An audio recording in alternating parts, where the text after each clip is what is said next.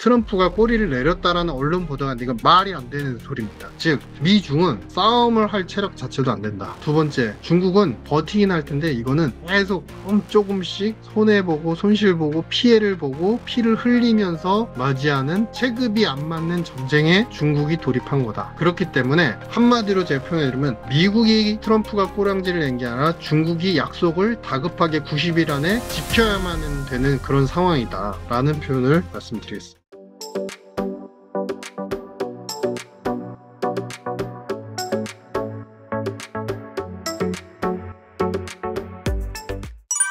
안녕하세요. 유신익 박사님, 간단한 자기소개 부탁드립니다. 네, 안녕하십니까. 웅달 책방 구독자 여러분, 유신익입니다. 경제금융 분석하고 있고 지금 KB은행에서 수석 이코노미스트 맡고 있습니다.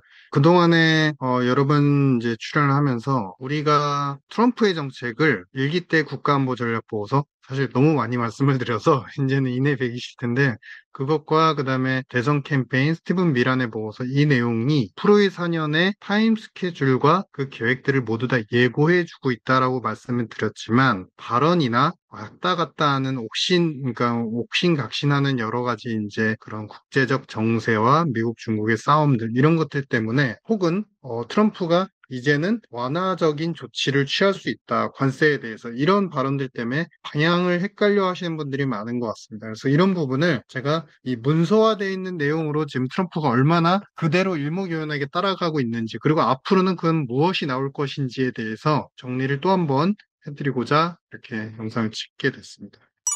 미국과 중국의 관세 대타협이 이루어졌다고 하는데 현재 상황은 어떤가요? 지금 관세 협정에 대해서 서로 협약을 했죠. 핵심은 뭐냐면 90일 정도 유예를 갖고 제일 중요한 거는 미국 입장에서는 중국산 상품에 대해서 20% 관세를 매기기로 하는데 이 20%, 24% 관세를 매기는 거를 90일 동안 유예를 하고 그다음에 현재 우리가 보편 관세로 매겨져 있는 이제 10%라는 이 관세는 유지를 한다라고 얘기를 했고 그 전에 우리가 이제 무역확장법에 의해서 232조로 뭐 예를 들면 상품별로 관세가 달라질 수는 있지만 145%까지 육박할 것이다라고 했던 관세는 그거는 행정명령 자체를 철회한다라고 얘기했습니다. 그러니까 결론은 뭐냐면 지금 기존의 가중 평균화된 무역 관세율이 사실은 미국은 중국에 대해서 사실 2% 언더였어요. 그러니까 바이든 정부 때까지 19.8 정도 됐습니다. 근데 여기에 상호관세, 보편관세 10%가 들어간 상태로 앞으로 90일 동안 유지. 그리고 추가적인 24%는 추후에 결정하겠다라는 여지를 남겨놨고, 그러면 지금 이 정책은 뭐냐면 관세율을 앞으로 90일 지나서 50%대로 올릴 것이냐, 아니냐는 90일 동안에 또 다른 협정에 의해서 혹은 협의에 의해서 결정된다. 그 협의는 아주 쉽게 말씀드리면 중국이 얼마나 미국산 상품 많이 사줄 거냐, 그 약속 지켜라. 이겁니다. 그래서 거기에 대응해서 중국도 역시 똑같이 이야기를 했죠. 똑같이 10% 관세. 그러니까 그 전에 중국은 오히려 미국에 대해서 웨이티드 된 레버리지, 그러니까 가중평균화된 관세가 오히려 2%가 3% 정도로 상대적으로 높았습니다. 미국보다. 그래서 거기에 자신들도 이제 보편관세 10% 매긴 거에 대응한 10%는 매겨놓고 24% 매길 건데 이걸 90일 동안 유예한다. 중국 역시도 협의의 과정을 거치겠다. 근데 결론을 말씀드리면 요거는 협의일 뿐이지 이게 최종 확정이라고 보시면 안 될 것 같습니다. 즉 관세율은 처음에 세게 서로 때려놓고 사실은 협의를 가져서 충분히 낮출 것처럼 얘기는 하지만 서서히 높아질 수밖에 없다.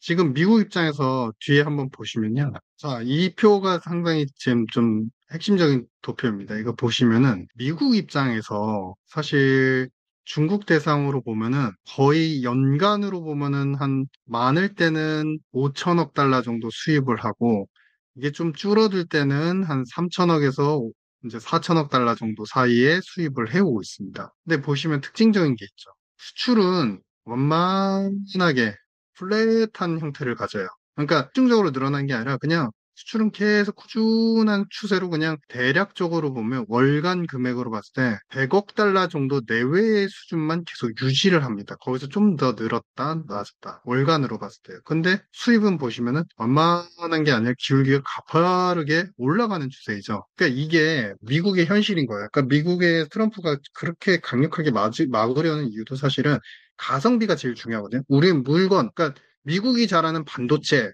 그 다음에 우리 로키드 마틴이라든지 보잉에서 만드는 전투기 아니면은 군사 그리고 그 외에 우리 항공 이제 에어로 이런 쪽 부품과 이제 비행기 이런 것들은 보잉에서 이제 747 여객기 같은 것들을 이제 완성품으로 잘 만들고 경쟁력이 상당히 높은데 이런 부분은 가격이 비싸지만 기술력 자체나 제품의 품질은 사실 중국이 따라올 수가 없습니다. 기본적으로. 그런데 생필품이나 1차 가공품, 화학 제품, 그다음에 철강, 그리고 비금속류 이런 쪽에서는 사실상 중국 제품의 가성비가 너무 싸요. 왜냐하면 이런 제품들의 특성은 질적 가치, 그러니까 우리가 생각해 보시면은 화장실에 가가지고 쓰는 그 슬리퍼라든지 주방용품 같은 것들 있잖아요. 고무장갑 이런 거 사실 질적 가치가 굉장히 다르고 어떤 거는 더 탱탱하고 덜 탱탱하고 이런 차이가 없잖아요. 그러니까 이런 제품들은 사실 거의 비슷한 수준인데 그럼 결국 싸냐 안 싸냐의 문제인데 중국의 제품들이 그런 것들을 다 차지하고 있다는 거죠. 이게 요즘에 이제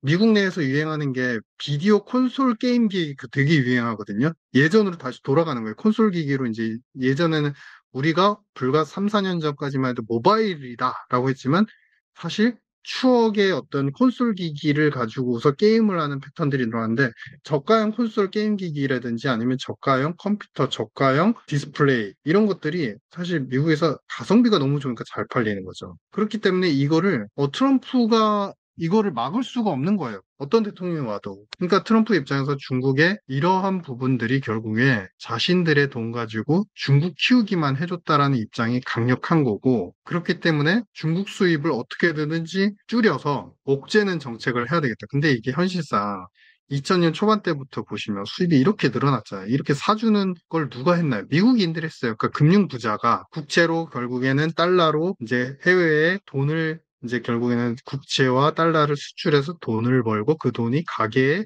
풍부하게 이어지니까 가계는 어떤 현상들이 일어났죠? 가계는 게을러지는 거죠.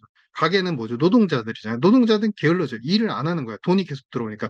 여기에 미국 주식시장이 사실 우리가 GDP 대비해서 시가총액 비율이 200%나 되잖아요. 그러니까 실물 성장을 하는 것보다 주가의 상승률이 더 높은 거예요. 그러니까 이런 세상이 되니까 캐피탈 게인, 노동소득은 일단은 인당, 그 시간당 임금은 높게 최대한 받으면서 나머지 부분의 소득을 정부에서 사회 이전 소득으로 받고 그 나머지를 또 캐피탈 게인, 임대료, 렌트, 그 다음에 자본시장의 차익, 이런 것들. 여기에 이제 연금자들 같은 경우 뮤추얼 펀드의 소득이 계속 늘어나는 이런 걸 가지고 쓰다 보니 당연히 이 많은 돈들이 어디로 갈 수밖에 없느냐 다 흘러나가는 거죠. 중국 수입으로 늘어나가는 겁니다. 그러니까 중국에 대해서 그래도 사실 미국 입장에서 성장을 도와주는 일을 하기는 이제는 좀 힘들죠. 서로 간의 관계는 이미 이제 깨졌다고 봐야 되니까. 그렇기 때문에 관세를 계속 세게 부과를 하는 거고, 그런 것들이 이제 여론에, 사실 이런 정책이 끝났다고 보면 안 돼요. 그러니까 여기서 우리가 1번 정리하겠습니다. 뭐냐면 관세 협정을 하겠다고 했고 90일 여지 남겼잖아요. 만약에 1기 때 마지막 무역 협상이 2천억 달러 내외의 농산물과 서비스, 그리고 상품을 중국이 미국산을 수입해준다 약속하면서 협정에 돌입했어요. 그러면 2기 때잖아요. 2기 때는 미란 보고서에도 그랬고, 대선 캠페인과 1기의 국가안보전략보고서에도 그런 내용이 있습니다. 자신이 백악관을 떠난 동안 중국의 횡포는 더해졌고, 중국의 횡포의 핵심 중에 하나는 자신들의 영역에서 중국산이지만 중국산이 아닌 것처럼 모방을 하거나 아니면 멕시코를 통해서 우회적인 수출을 하거나 이런 경로를 통해서 미국의 제조업을 갉아먹는 그러한 규모와 행태는 더 커지고 많아졌다 이렇게 표현을 해요. 그러니까 얘기인즉슨 뭐냐면 제가 이제 요 행간의 의미로 해석을 해보면 최소 무역협정이 중국 입장에서 미국의 상품을 최소한 3천억 달러 이상, 물가 상승이나 이런 그동안의 수입이 늘어난 규모를 보면 최소 3천억 달러 이상을 사준다는 것을 매년간입니다. 연간으로 3천억 달러 이상을 사준다는 걸 약속을 할 때 이 협정은 유지가 되는 것이지 그 3천억 달러 이상을 사주는 것을 약속을 하고 이행하지 않으면 이 협정은 언제든지 깨진다. 그러니까 이런 것에 의해서 여러 가지 자본시장, 특히 이제 미국 시장이 굉장히 좋았지만 중국에 대한 센티먼트는 또 언제든지 바뀔 수 있어서 그렇다고 해서 뭐 그게 이제 또다시 뭐 시장 자체가 패닉으로는 안 갈 겁니다. 하단은 어느 정도 지켜줄 거라고 생각하고 왜냐면 미국의 이제 M7 기업들의 이제 밸류에이션에 대한 고평가 많이 해소가 됐거든요. 특히 반도체 쪽도 많이 해소가 됐고 이번에 실적에 대해서도 어느 정도 정리가 됐기 때문에 사실상 그렇게 큰 폭의 조정은 아니겠지만 무차별하게 그러니까 쉽게 말씀드리면 여기서 미국 시장을 또 공격적으로 너무 따라가는 거는 좀 약간 리스키하다. 언제든지 미중 협상은 달라질 수 있다. 뭐 이렇게 말씀을 드리고요. 근데 그럼에도 불구하고 이게 이제 이 표를 한번 봐주시면 좋겠습니다. 미국 입장에서 제가 일전에도 한번 말씀드렸지만 중국하고 이거 싸우는 이 게임은 아쉬울 거 없는 싸움이라고 표현을 해드렸었어요. 그러니까 우리가 시장에서 이야기는 주가를 보고 시장에서 주가를 보고 경제를 판단하면요. 주가 빠지면 경기 침체 오는 것 같고 주가 오르면 경기가 호황인 것 같아요. 그러니까 이런 해석은 오류를 나올 수밖에 없거든요. 근데 지금 현재 소매 판매는 주춤해지고 있습니다. 그러니까 역사적인 패턴으로 봐도 증가율 자체가 약간 슬로우 다운 해지기 시작을 했어요. 소매 판매, 수요 쪽. 근데 이 부분이 중요한 거는 돈이 없어서냐. 가계의 돈은 아직도 25조 달러 이상의 소득을 계속 유지를 해주고 있습니다. 명목 GDP 거의 뭐 30조 달러, 그러니까 29조에서 30조 달러 하는 그런 국가가 25조 달러 유지하고 있는 건 사실은 소득 기반이 약화된 건 절대 아니에요. 근데 불안한 양상, 그 다음에 앞으로의 미래 소비, 미래의 물가가 오를 수 있는 여지를 생각했을 때 돈을 아껴두려는 것, 움츠려드는 것, 이런 것들이 소비를 갖다가 제약하는 요소고요. 그래서 미국 경제가 이제 침체로 간다라는 외사들, 피델리티의 이야기가 있는데요. 만약에 이러한 지표를 잣대로 해서 트럼프 시기에는 침체가 온다 그러면 미국 주식 다 팔아야 됩니다. 전 세계에 위험 주식은 다 파셔야 돼요. 그 코인도 하시면 안 돼요. 근데 핵심은 뭐냐면 이게 침체가 아니라는 거예요. 그러니까 정확히 표현하면 인위적인 침체, 특히 1분기에 미국의 GDP가 전기비 연율 마이너스가 나는데 거기에 핵심이 뭐냐면 수입이 40%가 늘었습니다. 즉 사재기 수입만 있었지 내수를 충분히 사진 않았어요. 내수 서비스 소비를 충분히 하지 않았어요. 왜냐하면 이제 앞서 말씀드렸잖아요. 위축돼서 돈을 아끼면서 미래 물가가 높아질 것 같으니까 위축됐다고 그랬잖아요. 그러니까 이제 높아질 물건들만 사놓고 비싼 미국 내수의 서비스, 메디케어, 교육, 보건, 복지 이런 것들은 소비를 안 한 거예요. 돈을 안 쓴 거예요. 그래서 소비가 주춤했지만 반대로 보면요. 여기를 보셔야 돼요. 제조업 생산은 지금 터닝을 하는 포인트가 왔어요. 그러니까 제조업은 그동안에 미국의 소매 판매나 소비가 좋았던 동안 제조업은 계속 사이클상 ISM 지수 계속 안 좋다라고 했거든요. 근데 이게 좀 돌아설 여지가 생겼어요.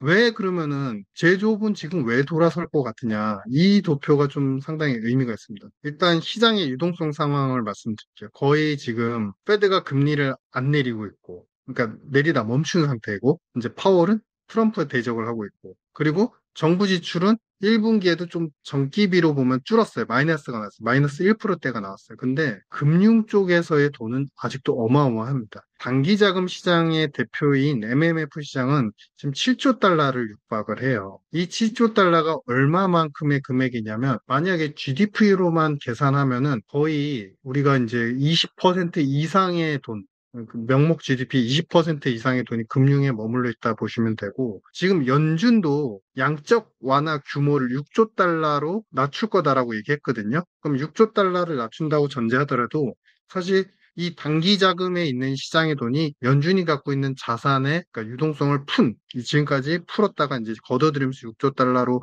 맞추는 건데 그 금액보다 지금 많은 규모를 육박을 하고 있다는 겁니다. 그만큼 이제 돈이 많은 상태이고 그런데 지금 우리가 감춰져 있는 사실이 있어요. 트럼프가 왜 그러면 지금 아쉬울 거 없는 싸움이냐. 소비는 조금 위축시키고 있어요. 심리적으로 위축을 시키고 있어요. 그래서 경기 침체 온다 해야. 하지만 제조업 생산 서서히 살아날 상황이에요. 근데 금융시장에 돈은 많아요. 자, 뭐냐면 여기서 은행에 대한 대출 규제를 풀기 때문입니다.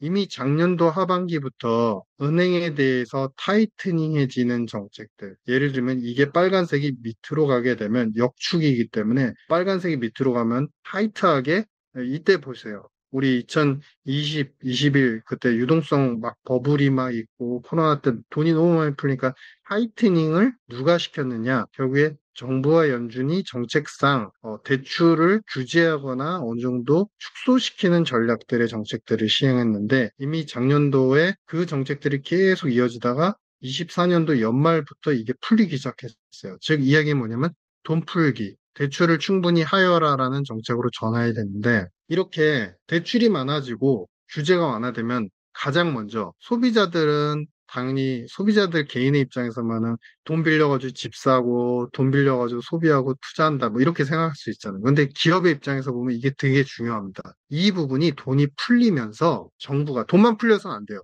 정부가 세액 감면, 규제 철폐, 인센티브, 세액 공제 이런 것들을 해주잖아요. 그러면 세금의 감면과 대출이 풀리는 것이 동시에 진행이 되면 기업들 입장에 투자를 안 할 수가 없어요. 왜냐하면은 투자를 해서 세액 공제를 받거나 세금 감면을 받으면서 그러면서 투자를 하게 되면은 예전에 예를 들어서 2%, 3% 정도만 세액 감면을 해주면 예전에 투자를 했던 것보다 투자했을 때 마진이 더 큰 폭으로 개선이 돼요. 그러니까 2, 3%만 감면되는 만큼만 개선되는 게 아니라 4, 5% 이상이 감면이 돼요. 그러니까 마진이 개선이 돼요. 그러면은 기업들 입장에서는 마진율이 세액 감면 때문에도 높아지면 사실은 우리가 이제 박리담에 얘기하잖아요. 금요일 경제라고 하잖아요. 그 마진이 높아지는데 대규모 투자를 해서 어쨌든 마진을 최대한으로 끌어들이고 싶은 게 기업들의 입장이잖아요. 그러면은 이 상황에서는 투자를 결정할 수밖에 없는 거죠. 근데 뭐 소비가 지금 잠깐 위축되고 움츠러들었는데 근데 누가 투자를 해? 아, 그건 단기적인 시각이고 그건 3개월, 6개월의 시각이고요. 기업들의 입장에서 사이클상 앞으로 2년, 3년 동안 결국에 미국 경제가 침체로 가면서 망할 것이냐 아니냐를 본다면 망할 것이 아니라 오히려 트럼프가 후기로 가면 갈수록 살리는 쪽으로 정책을 취할 것 같으니까 그런 측면에서 투자를 적극적으로 한다라는 그런 입장으로 이제 전환이 된 거죠. 그러니까 이렇게 투자가 되면 당연히 앞서서 보신 표와 같이 제조업 생산은 다시 늘어날 수 있는 여지는 있죠. 그렇기 때문에 제조업 경기는 지금 크로스 X, 소매 판매가 크로스 X가 나면서 오히려 좋아지는 쪽으로 전환이 되고 있어요. 그러면은 미국의 입장에서 다시 한번 우리가 생각해 보시면 이것을 이제 하나로 요약해 놓은 이제 차트가 있습니다. 이걸 보시면은 미국의 선행 지수는 심리적인 지표가 많이 들어갑니다. 주가 지수도 들어가고 그래서 이런 파란색 선을 보면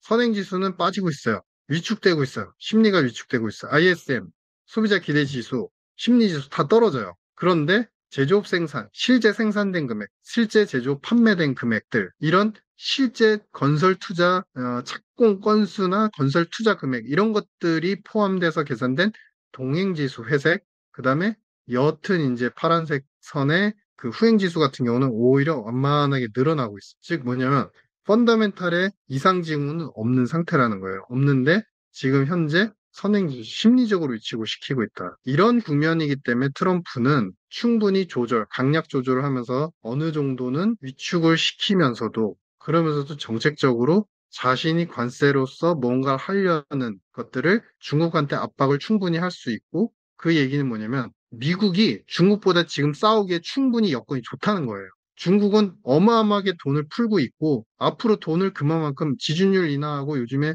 여러 가지 부동산 관련되는 금리 낮춰주고 있고 그다음에 산업 재대출 금리 낮춰주고 있고 그다음에 자본시장 육성화 대책에 대한 자금 융자금을 또 늘려주고 있고 뭐 각종 분야를 다 하거든요. 작년도에 이은 시리즈물 유동성 공급 시리즈물이 계속 나오고 있어요. 근데 앞으로도 계속해야 관세 전쟁에서 그래도 내수가 안 좋은데도 불구하고 타격을 덜 맞게 만들 수 있는 거고 미국의 입장은 심리는 위축되나 사실상 트럼프가 현재의 펀더멘탈 제조업 경기 살아나는 것, 대출 규제 완화 이런 것들이 부과가 되면 미국은 오히려 지금 싸운다는 표현도 그렇죠. 미중이 대립하는 어떻게 보면 싸움의 격이 안 맞기 때문에 미국의 입장에선 지금 아쉬울 거 없는 게임인데 그런데 이러한 양상이 이번에 무역협정의 여지를 중국하고 남겨놨기 때문에 제네바의 협정에서 그랬기 때문에 트럼프가 꼬리를 내렸다라는 언론 보도가 이건 말이 안 되는 소리입니다. 꼬리 내린 게 아니라 이거는 어차피 트럼프 입장에선 지금 아쉬울 게 없는데 잠시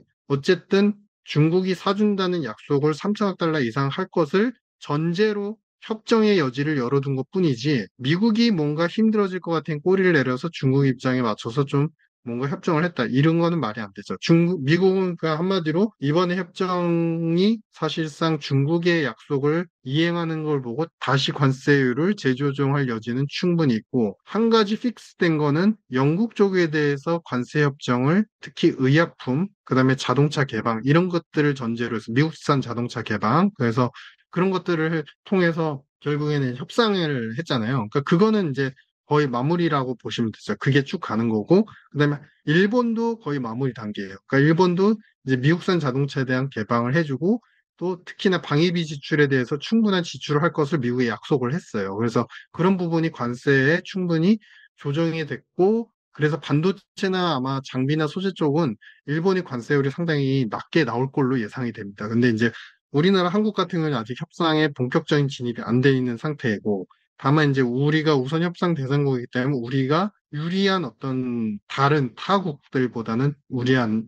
조건에 세율을 맞을 것이다라고 판단이 되고요. 그래서 그런 측면에서 본다면 지금 거론되는 이제 이 미중 싸움이 끝났고 그다음에 결국 미국이 꼬리를 내렸다라는 것은 그거는 과장된 표현이다. 언제든지 다시 발발할 수 있고 다만 나머지 국가들은 정리가 되고 있는 추세이고 한국도 역시 지금 시기가 좀 늦긴 하지만 어느 정도 협상에 그 문구가 많이 열려 있다. 이렇게 이제 판단이 돼요. 만약 미국과의 협정을 중국이 계속 이행한다면 중국 입장에서는 이득일까요? 아니면 손해를 감수하는 걸까요? 사실 중국의 입장에서 보면 중국의 지금 명목 GDP를요, 보시면은 답이 나옵니다. 그 중국의 명목 GDP는 그동안에 2000년 초반부터 최근까지 누적된 복리화된 경상수지가 지금 중국의 GDP랑 딱 일치를 해요. 그러니까 이 얘기는 뭐냐면 중국의 성장 모형은 아주 심플합니다. 외부의 인력을 수출하는 겁니다. 그러니까 정확히 말하면 수출이 기술의 수출이 있고 기술 수출의 비중이 큰 부분이 있고 인력의 수출이 큰 부분인데 중국은 인력 수출이에요. 그러니까 기술의 고부가가치 제품을 인력을 통해서 수출하는 게 아니라 저가형이고 마진이 낮은 것들에 대한 상품 수출을 인력을 통해서 양적으로 수출을 해왔던 거예요. 근데 그 수출을 하던 패턴들을 그것 때문에 이제 덕을 받고 그러니까 제일 많이 수출하면서 혜택을 받던 국가가 어디죠? 당연히 미국입니다. 시장 자체의 파이가 컸기 때문에. 물론 이제 후기로 가면서 어느 정도 비중 조절을 하고 자꾸 서로 간에 이제 관세 전쟁이 나니까 유럽이란 시장을 중국이 뚫어가곤 있지만 그래도 미국이 제일 큰 시장이에요. 미국 덕에, 그러니까 쉽게 말하면 미국 달러 돈으로 사실 건국된 나라가 중국이라고 해도 무방할 정도로, 물론 이제 약간은 이제 극단적인 표현이긴 하지만 그럴 정도입니다. 그런데 지금 내수 성장으로 하겠다고 해요. 그러니까 내수 성장으로 바꾸겠다고 해요. 그래서 메디케어나 여러 가지 서비스 보건복지 그런 부분들을 미국하고 똑같이 지금 5개년 계획을 갖다 만들어서 우리도 수출 없이 먹고 사는 나라를 만들겠다고 해요. 근데 이게 가능할 것이냐의 문제인 거죠. 그러니까 이거는 바로 뭐냐면 가랑비에 옷 젖는다고 하잖아요. 그리고 두 번째, 그런 표현 할 수 있겠죠. 성장 모형이 이렇게 바뀌면요. 아주 우리가 심플하게 생각해 볼게요. 어떤 집이 있어요. 근데 이 집이 이제 조금 조금씩 돈을 벌면서 부자가 됐어요. 근데 부자가 된 계기는 밖에 가서 아버지가 돈을 이제 오면서 부자가 된 거예요. 외부에서. 그런데 부자가 되는 계기가 어쨌든 외부에서 물건을 팔고 막 여러 가지 일을 해가지고 돈을 벌어왔는데 어느 정도 되니까 이제 우리 내부에 돈이 많이 쌓였으니까 이젠 내부에서 내가 갖고 있는 돈을 풀어서 내가 갖고 있는 돈을 찍어내서 그래가지고 우리 집을 계속 이제 지켜나갈게라고 얘기를 해요. 그 전제는 뭐냐면 자기가 집안에서 돈을 푼다라고 해서 그 돈 가지고 뭐 자식들, 가족들이 나가서 돈을 쓰면서 충분히 먹고 살게 하겠다 뭐 이런 취지인데 그 경우는요 내부에서의 돈들이 멈추지 않고 계속 돌아야 된다는 전제가 들어가요. 즉 외부에서 들어오는 돈은 한마디로 물줄기로 보면은 사실 작은 내물가가 있으면은 외부에서 이제 바다를 타고 오는 큰 강물의 줄기가 있다고 쳤을 때 물줄기가 계속 오면은 이 옹단센 샘물, 그러니까 큰 강물에 이제 물줄기가 계속 들어오면은 내 이제 작은 옹단샘의 물은 마르지가 않아요. 항상 신선한 물들이 올 수 있어요. 근데 지금 시진핑의 발상은 외부에서 오는 물 막아도 돼. 포기해도 돼. 그거 막아도 돼.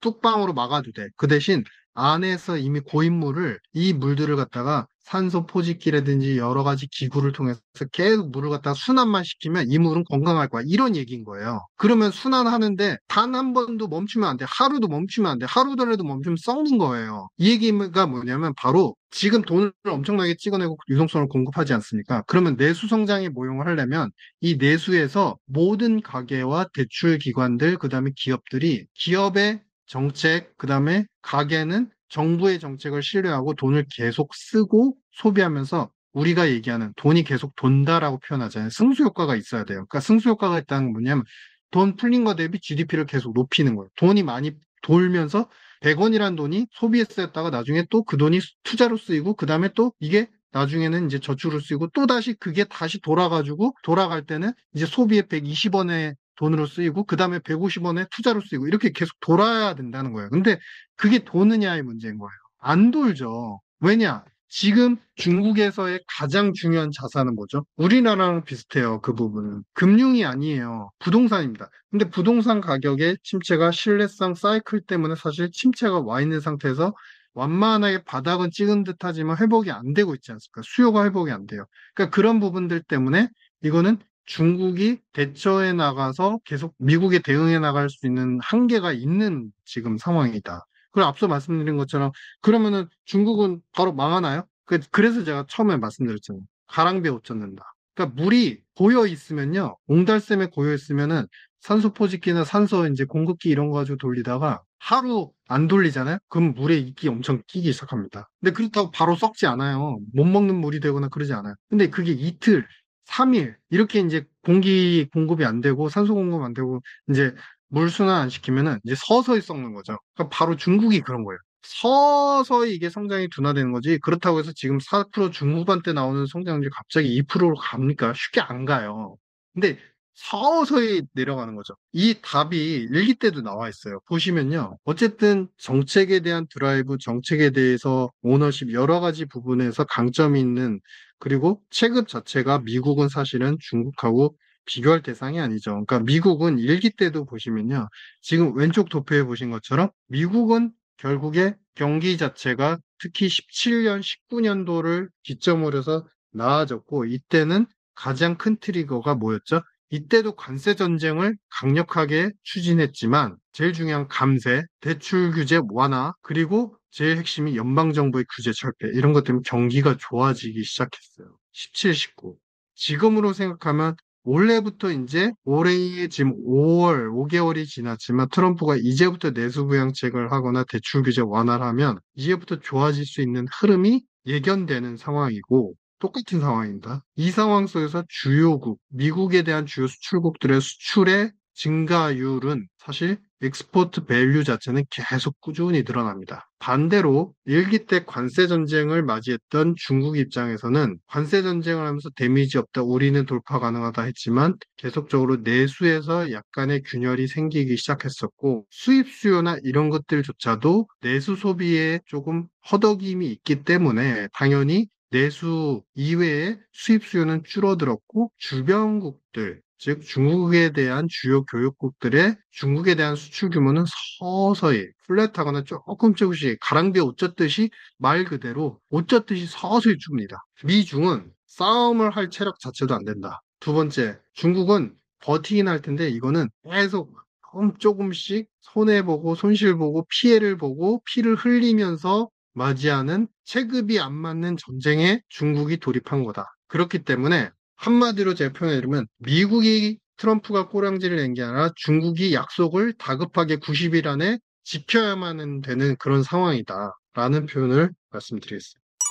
미국과 중국의 관세 전쟁이 완화되면서 미국 증시가 급등하는 모습을 보였는데 앞으로도 계속 호재가 이어질 것으로 보고 계신가요? 말씀드린 바와 같이 지금 여기서 하방 경직화된 것 같긴 합니다. 그러니까 뭐냐면 이제는 바닥권을 좀 찾은 것 같은데 중요한 거는 여기서 또 큰 폭의 상승을 더 이어가려면 감세안과 대출 규제 완화 이런 것들이 이제 발표가 될 것으로 보여집니다. 그러니까 이거는 이제 일기 때의 정책과 대선 캠페인 때의 내용, 미란 보고서의 내용을 요약해 보면은 그리고 베센트 재무장관의 발언까지 다 요약을 해보면 일맥상통해요. 그래서 아마 2분기 중, 즉 6월 이전까지는 이제 이 정책을 발표할 걸로 보고, 그러면은 완만한 상승의 패턴이 이어질 수 있다. 근데 다만 이제 우리가 주식시장이나 투자자들의 입장에서 봤을 때 안전한 시장을 놓고 본다. 그러니까 상승의 탄력도가 앞으로 계속 좋은 방향, 올라가는 방향으로 볼 것이냐, 아니면 서서히 올라가는 방향으로 볼 때는 미국은 서서히 올라가는 방향이 가능하다, 오히려. 왜냐하면은 지금 이제 감세하냐 이런 것들 내수 정책이 오면 당연히 유동성이 또 순환이 되고 미국장이 굉장히 빠르게 이제 회복이 될 것 같긴 합니다. 하지만 이 기업별로 AI 하드웨어를 만드는 이 외의 기업들 중에서 대표되는 소프트웨어 중에서 대표된 팔란티어나 이런 기업들을 제외하고는 사실은 어닝과 EPS 그로스 자체에 대한 약속들, 시장의 기대에 대한 밸류에이션들을 그렇게 완벽하게 충족하면서 가는 게 아니라 수주 모멘텀. 그러니까 그 순간 모멘텀이 확 왔다가 아, 근데 너무 비싸라고 하면은 뭔가 안 좋은 일만 생기면 많이 빠지는 그런 경향이 있기 때문에 이게 추세상으로 보면 미국 시장은 완만하게 올라갈 개연성이 있지 여기서 또 폭발적인 어떤 반등을 기대하기는 좀 무리가 있을 것 같다. 다만 우리가 이제 주요 M7들 실적을 갖다가 어느 정도 충족시키고 그다음에 이제 차세대 제품을 갖다가 출시할 예정에 있는 엔비디아 같은 경우는 이제 가격이 또 올라가긴 했어요. 그런데 이제 수요를 충분히 착출할 정도로 미국 내에서도 이제 내수 부양책이 나오고 기업들에 대한 규제 철폐가 나온다는 전제로는 이런 이제 하드웨어 기업들이 오히려 상대적으로 괜찮을 것 같다. 이렇게 판단합니다.